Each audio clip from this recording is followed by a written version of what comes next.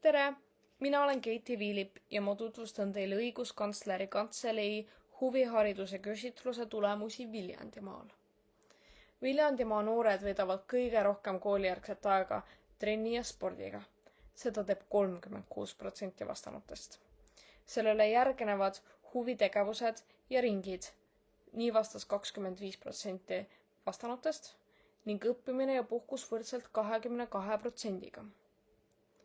Maanoored veedavad rohkem aega õppimisele ja puhkusele, linnanoored käivad sagedamini ringides ja trennides. Kui noored saaksid vabalt valida, sooviksid nad eelkõige rohkem sporti ja aktiivset liikumist. Nii vastas 33%. Teisel kohal on puhkus ja niisama olemine 18%-ga. Sõpradega aja veetmist ja õues olemist tahab iga 8. Peamised takistused on pere ja vanematega seotud kohustused, koolikoormus ning ajapuudus. Maanoored toovad lisaks välja vahemaa ja transpordiga seotud probleeme.